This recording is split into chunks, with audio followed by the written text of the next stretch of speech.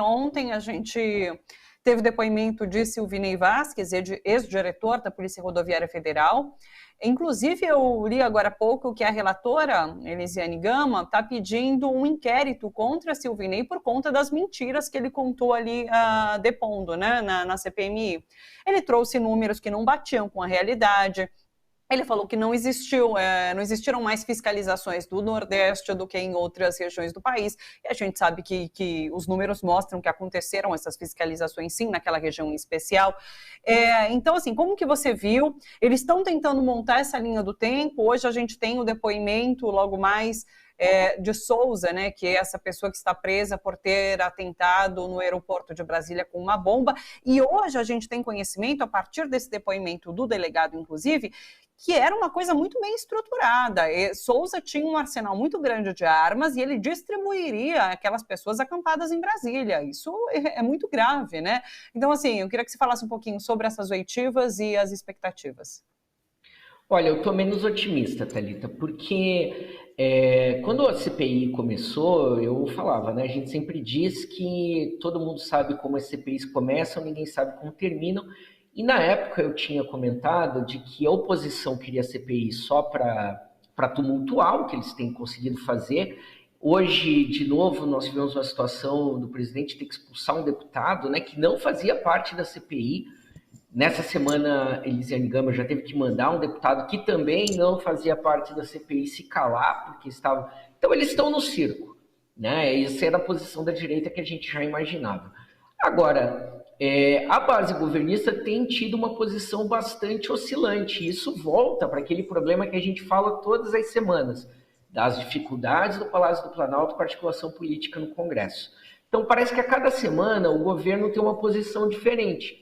Quando Elisiane Gama apresentou o plano de trabalho, eu elogiei aqui, né? E realmente contundente, amplo, né? Fechado.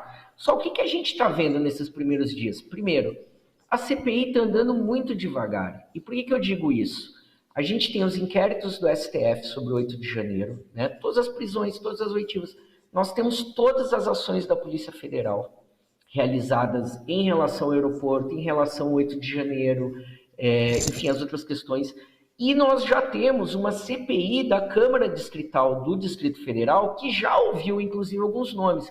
Então, o que surpreende, por exemplo, nessa sessão de ontem?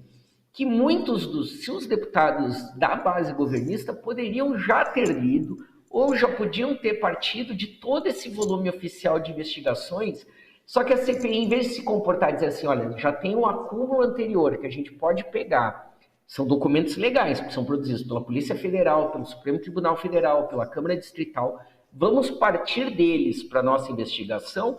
Não, a CPI volta 10 casas para trás, né? Então, por exemplo... esses temas que você chamou a atenção em relação aos terroristas do aeroporto são muito importantes. Mas olha só, a Polícia Federal já está num outro inquérito para saber o mais importante: quem financiou. Inclusive já está... Então a culpabilidade deles já está... O que a CPI teria que ter partido? De saber, bom, quem é que financiou tudo isso, né? Que a Polícia Federal tem feito, as investigações e tal. Então, choveu no molhado do que a Polícia Federal já sabe, do que a STF, ele já está condenado há 9 anos, né? Então, faltou um pouco mais, tem faltado da base governista uma ação mais contundente. E tem uma explicação muito simples e aterrorizante para isso, Thalita e os nossos espectadoras ouvintes. O celular do Mauro Cid. Porque ali ficou evidente... que aqueles planos golpistas que foram encontrados ali, claro, a gente já tinha visto a minuta do Anderson Torres, etc. Mas o que foi encontrado no celular do Mauro Cid, do ajudante de ordens Bolsonaro, né? Não apenas uma proposta de plano, mas a ação de militares da ativa, tem pelo menos 11 militares da ativa, né? Gente que estava, inclusive, no Estado-Maior. O general Augusto Heleno estava envolvido, né, ministro do STF. Ou seja, tem gente com 4 estrelinhas no ombro, entendeu? Envolvido no processo, né? E aí a gente sente esse desconforto do governo quando o ministro da Defesa, José Múcio, que a gente sabe que não é exatamente, né, alguém que está mais para o lado de lá do que para cá, quando ele diz assim, não, nós nunca vamos descobrir a identidade dos responsáveis por 8 de janeiro. Sim. Ele já entra de novo na turma do deixa disso.